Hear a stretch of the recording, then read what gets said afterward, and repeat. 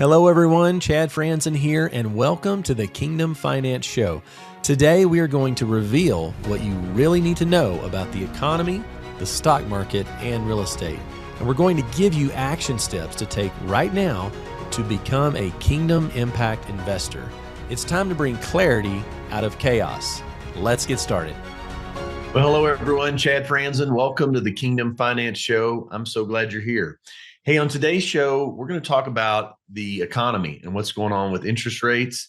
It was not that long ago when it was widely expected that there would be several interest rate cuts in the United States in 2024. But on today's program, I'm going to dig into some of the data and the economic reports that have come out for the month of April and early May 2024 and tell you why that is most likely not the case, that we're going to see a lot of interest rates in cuts in 2024. Hey, before we get started on the show, thank you again for being a part of the Kingdom Finance Show. I want to encourage you to subscribe and like it.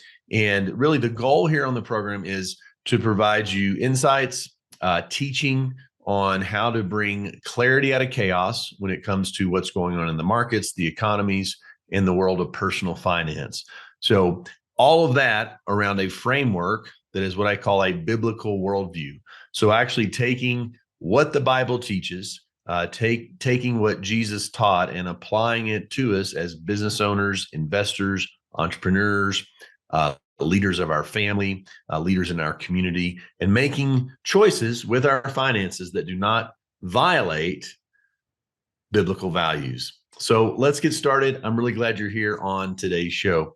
Now, one of the things at the end of last year, 2023, the beginning of 2024, it was widely predicted by all the economic experts that we would see 4 to 5 interest rate cuts in calendar year 2024. Now, again, we're talking about the U.S. Central Bank. It's led by Chairman Jerome Powell and a board of governors. They create the monetary policy for the United States. Now, each country has their own central bank, right? Japan, UK, and so forth. But a lot of the leading countries are looking at what the United States Central Bank is doing. And so what we've all been through coming out of COVID was a lot of interest rate increases, right? You know that if you've been involved in buying a home or investing in fixed income, or if you've been in any way involved in the financial side of a business, a ministry, or just your own personal finances. Now, what has happened, though, is the job market, and I want to try to summarize this on today's show for you, is the job market has remained very hot, very strong through 2023 and into the first quarter and into April of 2024. And one particular inflation reading that came out. Now, remember, we've been talking about inflation for some time. I've been telling you that I did not think inflation was going away. And in fact, is over a year ago, I was teaching that we really felt like we would see a double dip inflation, much like we saw back post World War II, much like what we saw in the 1970s during the oil embargo and Iran crisis and all that, hostage crisis. So again, inflation is not going to spike back up to where it was. We saw peak inflation when it was north of 8%. However, it is very stubborn. And so it has spiked back up. What the Federal Reserve wants to do is get inflation down to, around 2%. Right. And so that's what they deem as kind of their target on that. Now, why is this important to you? It's important to you whether you are a stay-at-home mom, a retiree, a teacher, whether you are a entrepreneur, whether you're a starting out investor or a multimillionaire, doesn't matter where you are. Why it's important is that the supply of money dictates how well we can make an impact with our financial resources. So I was sharing with a friend recently this concept, which I'm not going to teach on today, but this concept of having the ability to do transactional money. So able to do commerce, to do business where you're doing transactions, right? Which many of us are. So transactional money, but then there's also this concept of transformational money. So transformational money in the Christian world is going to be through your churches, through your parachurch organizations, mission organizations, teaching ministries that you support, Bible colleges, and so forth, right? But the mindset here is if we can have transactional ability in our finances, but have a transformational mindset on what we do with those resources, that's really the secret sauce to becoming a kingdom impact investor. Okay. So just when I want to frame that here, because I'm going to dive into some of this technical information, and I don't want you to get lost in that. We're just trying to gain clarity. We're trying to kind of understand the seasons and the times of where we are. We're not necessarily trusting what the media is going to tell us on that. Okay.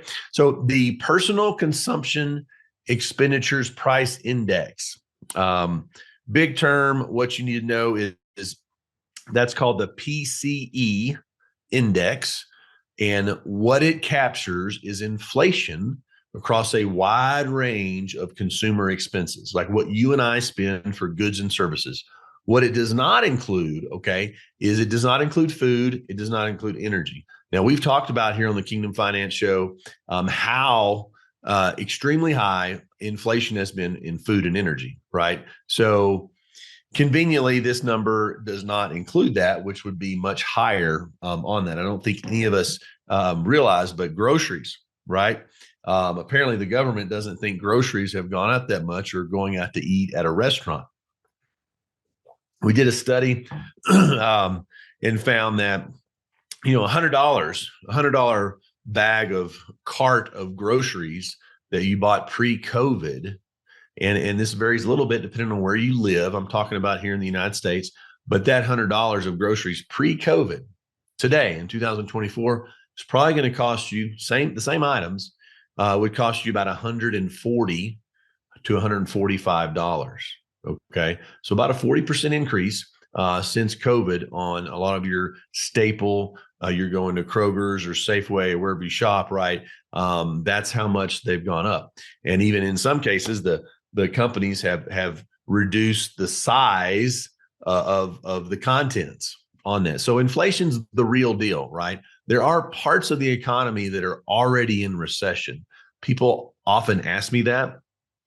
But definitely, you look at small business survey, you look at sales in different parts of the industries that comprise the U.S. economy. There are parts of it that are, you can say, are very much declining for 2 consecutive quarters, which would be the definition of a recession. So let me stay on point here for today's show. Again, we're talking about interest rates and what happened to the interest rate cuts, question mark. Again, at the beginning of this year, it was widely expected that we would see 4, maybe 5 interest rate cuts heading into the November 2024 presidential election, and that Chairman Powell and his group would be what we would call a soft landing on rates. However, I want to share with you today that is not the case. Spoiler alert, rates are not going down as quickly as everyone wants, particularly those in the real estate community, and those that are wanting to, get lower mortgage rates and lower, loan rates for business lending, construction, all those things. They're not going to go down as fast as we think. And the reason is the job market has stayed hot, and this PCE index, which is one of the key inflation index markers that the Federal Reserve looks at in March. Okay, that data was higher. It went up. It was higher than expected. Okay, so now we have seen all 3 major factors, what they call the CPI, the PPI, and then this PCE, all these inflation tracking mechanisms that the government follows, that the banks follow, all of them have now rose in value. They've risen for 2 straight months. So what that means is inflation is not going down as much as we want. So I present to you as well, if the job market's hot and these inflation markers are still rising 2 months in a row now, how can the Federal Reserve say that they're going to cut interest rates? This is clearly not the direction we're heading. And in fact, the core PCE annualized change was up to 4.4%. for the month of March. Now the Fed wants it down to 2.5%. We're more closer to 4.5%. Okay. So that's not the direction that you want to be trending with a hot job market and with stubborn, even ticking back up inflation indicators. Now, another thing that we look at is what's going on with the bond market. So we're talking about the economy. We're talking about how to make sense of making money for making a difference, whether you're a real estate investor, whether you're running a budget for a ministry, whether you're just trying to be good with your fixed income as a retiree. We need to also pay attention to what's happening in the bond market. Let's take a look at that. So the 10-year Treasury note, the 10-year bond market, has gone up significantly since the end of the year. Now, on January 1st of 2024, the 10-year bond was at 3.94. Now, sitting here today and this past week, the 10-year bond has been anywhere from 4.6 to 4.7%. So when those bond rates are going up, that is a proxy for what's going to happen in the interest rate world. The bond market's a historically very good leading indicator for the health of the economy, for a potential bear market in stocks. And so this is significantly higher. You know, it got as high as 4.73 here recently. It's come back down to a little under 4.6. But what that's really telling us is interest rate cut is very unlikely. This is what the bond market's saying. So I just presented to you the inflation data. Again, I'm trying to summarize this for you instead of just breaking out a whole bunch of charts. And, you know, we do that in our for our Wealth Builders investment clients. We do some economic webinars where we'll kind of go through that. But I just want to kind of talk to you here without getting too deep into the charts and all the lines. But the three major inflation indicators are all trending up, which is a negative for rate cuts. The 10-year bond, 10-year U.S. government bond has been trending up since January 1st, which both of those are negative. They're negative indicators when it comes to how soon and how quickly, you know, to what measure will the Federal Reserve lower interest rates. In fact, if you look at things like, mortgage rates, you look at new car auto loans are at really all-time highs. You have to go back as far as 2008, 2009 to where auto loan interest rates were as high as they are. They're, upwards of 7.5% to 8% on that. So again, we're talking about affordability in the economy. And I want to just share a couple other things from my notes here, but this is a big deal because as auto loan, car rates stay high, mortgage rates stay high in that 7.5, 7.75, even 8% range. It creates a major damper on consumer spending and on the ability of interest rates to not come down to help people afford things more so. All right, so let me kind of jump ahead and kind of tie some things together here. One of the things on the market when you look at the rates staying higher is what this means to me, and this is my personal opinion. I'm not giving you professional financial advice here on the Kingdom Finance Show, but what this tells me is we're in a high rate environment. We're in a high inflation environment, right? It's not as high as it once was, right? Praise God. But it's 4.5%. It's not trending down towards where Chairman Powell wants it to just yet. And then we have an economy that's still growing, right? There's still a hot jobs market, but it's not growing super fast, but it's also not contracting. So let me explain a term to you. So what they call that in economics is when you have higher inflation, rising inflation, and you have just a slowly growing economy. It's not growing lights out. It's not contracting, to be clear. That is what you call stagflation. So we've talked about inflation. Stagflation is you still have elevated interest rates and inflation, but the economy is just bumping along. It's growing a little bit, but it's not growing at 3 to 5% per year. It's also not contracting, at a negative rate per year. That's what we call stagflation.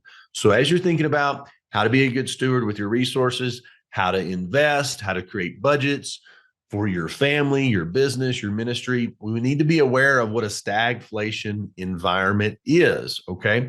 So oftentimes, again, my personal opinions, observations I have made over the last 20 plus years is when you're in a stagflation environment, commodities, real assets, tangible assets tend to hold up better, right? I'm not giving you advice. I'm just saying at a high level, those type of things seem to do better.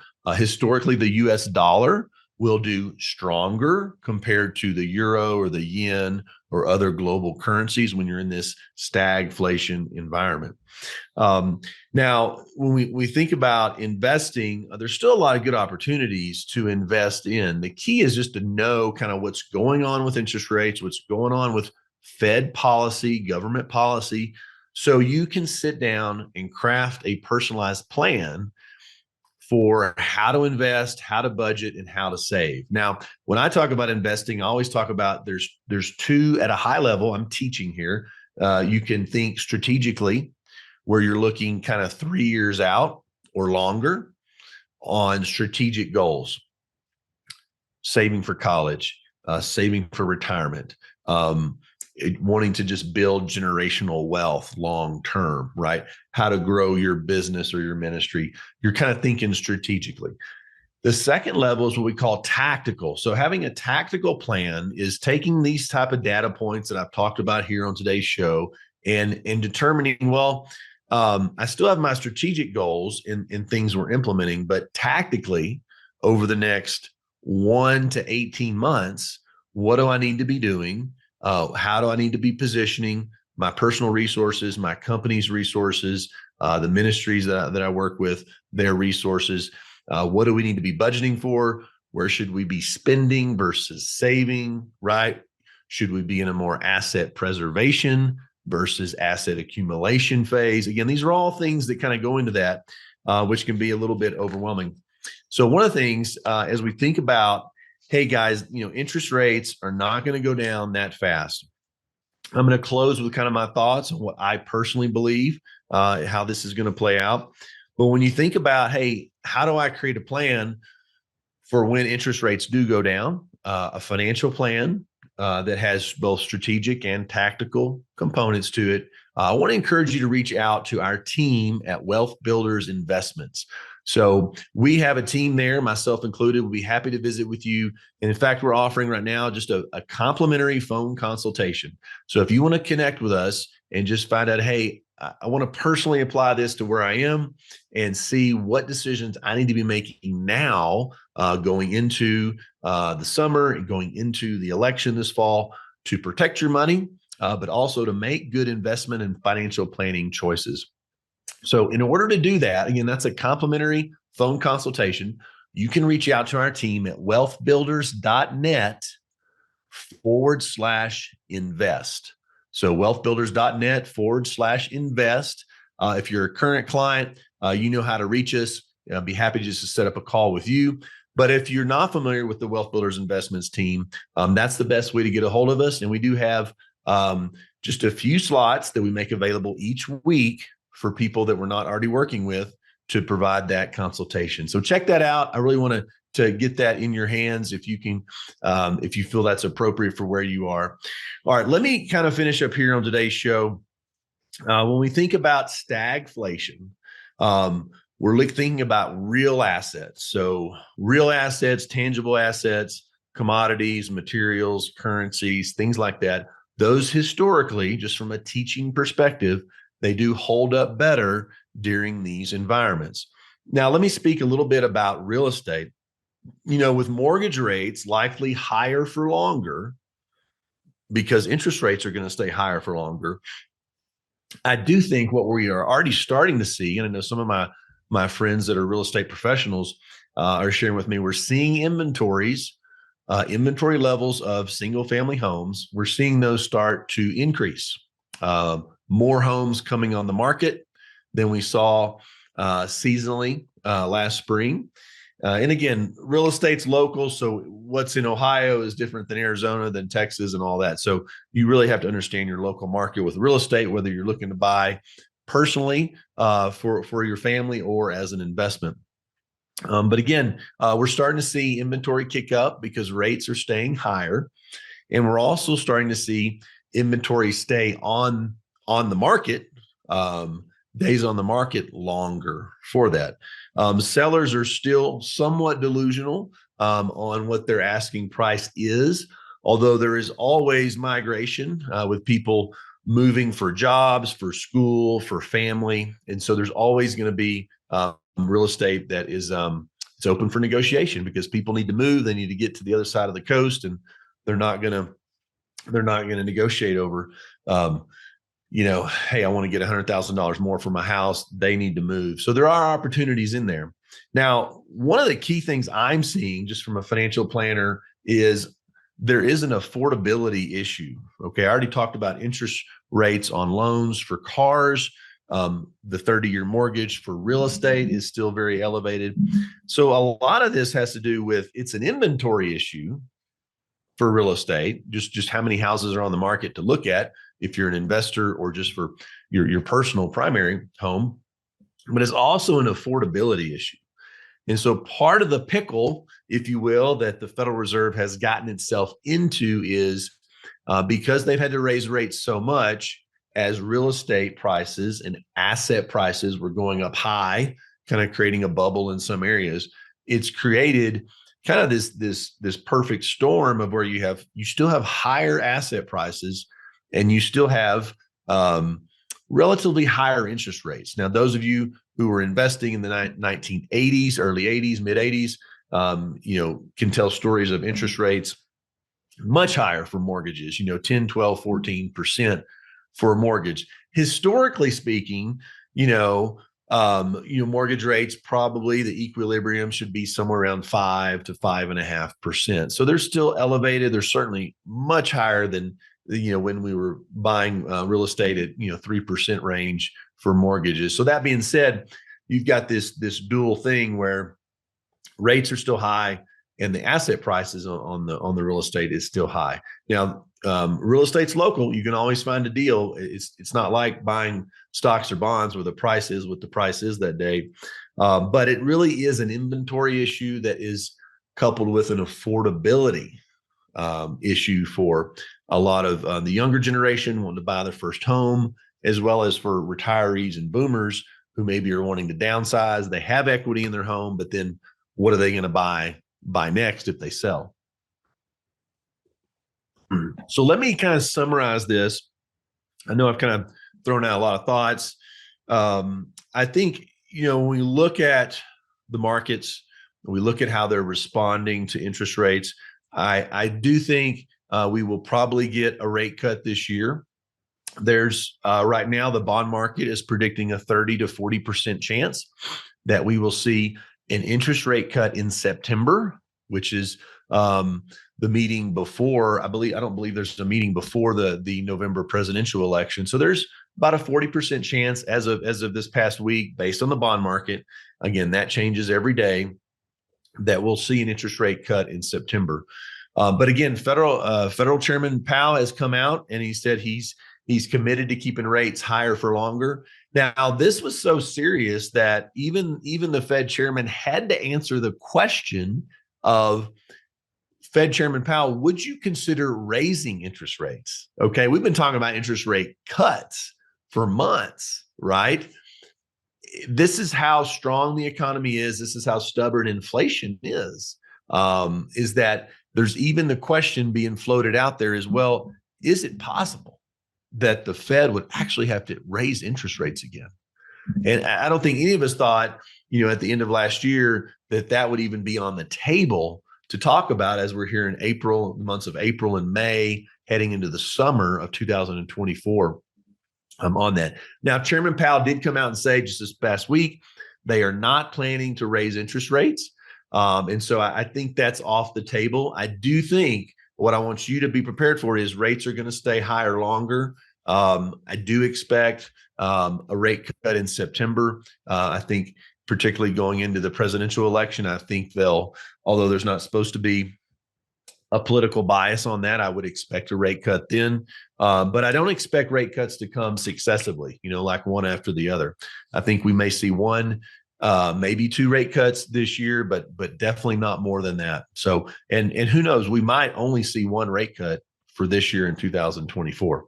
So I will keep you posted. Again, this is a fluid deal. The Federal Reserve meets most months and they come out with their comments. But again, in summary, the job market is still strong. Inflation is still stubborn. You and I know that because of what we're spending at the grocery store and at restaurants, right, for our consumer goods on that. These data points have to get softer. They have to get weaker in order for interest rates to be cut at the federal level. That's really the bottom line on that. So in summary, I really want to encourage you, keep tracking with us at the Kingdom Finance Show. We'll do another episode on this probably next month. We'll have some more data. We'll kind of cover what's happened in the month of May for that. But until then, I want to encourage you, stay focused on applying biblical values to how you're running your companies, how you're investing for the future, and how you're looking to give to expand the gospel. Because that is really the key. We want to take this information. I know some of it's boring to sift through, but we want to be wise. I do want to encourage you. There are always opportunities when you're looking at financial planning and investing. Again, this show is not designed to give personal advice. I'm trying to educate and teach you on topics that are out there that are going to be important for that. So again, I want to thank each of you for being committed to becoming, as I'm attempting to become, kingdom impact investors. In an upcoming show, I'm going to talk more about that, of how we need to answer the call to be kingdom impact investors and what that means. We really have to follow what the Bible's saying as far as principles and ethics and values, if we are what we say we are as Christians and disciples of Jesus. So that's all I have for today's show. Thanks so much for being a part of it. Again, check out wealthbuilders.net/invest. You can get a free complimentary phone consultation with our team to talk through any of your personal financial planning and investing questions. And what I want to encourage you is, if you don't have a strategic and a tactical plan for how to manage your resources, how to manage your budgets, personally and professionally during these very unique times with interest rates, I want to encourage you to do that. All right. Thanks again for being here on the Kingdom Finance Show, and we'll see you next time. Thank you so much for joining me today on the Kingdom Finance Show. If you enjoyed this podcast, please subscribe and leave us a review. It really helps to get the word out. For more resources on becoming a kingdom investor and to connect with us directly, visit our website at wealthbuilders.net. That's wealthbuilders.net. We'll see you next time on the Kingdom Finance Show.